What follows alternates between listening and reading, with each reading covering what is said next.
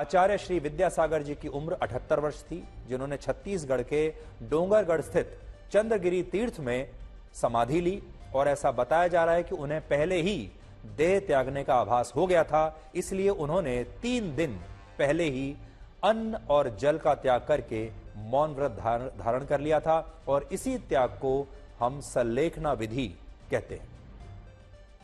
सल्लेखना शब्द 2 शब्दों से बना है और ये हैं सत और लेखन, जिनका अर्थ होता है अच्छाई का लेखा जोखा।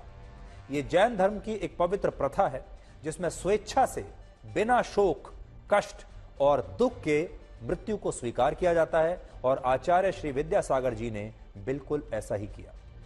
आचार्य श्री विद्यासागर जी का जन्म वर्ष 1946 में कर्नाटक में हुआ था और वो विद्याधर से विद्यासागर बने थे। और वर्ष 1972 में उन्हें आचार्य की पदवी मिली और उनका पूरा परिवार संन्यास ले चुका है। और सबसे बड़ी बात यह है कि दुनिया हमेशा से उनके जीवन को बड़ी अचरज की निगाहों से देखती आई है। उन्होंने हमेशा दुनिया को हैरान किया है।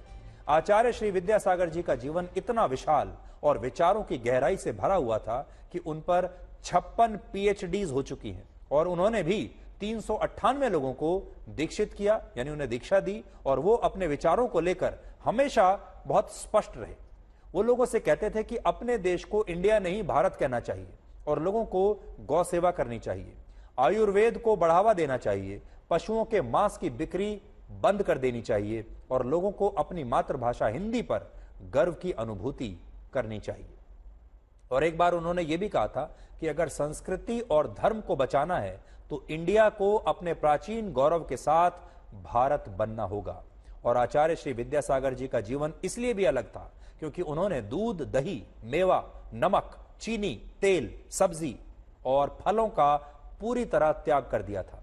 और लोग तो यह भी कहते हैं कि उन्होंने कभी पैसे को हाथ तक नहीं लगाया। और सबसे बड़ी बात यह है कि वो सोते भी एक लकड़ी के तख्त पर थे और कभी भी उन्होंने अपने जीवन में गद्दे का इस्तेमाल नहीं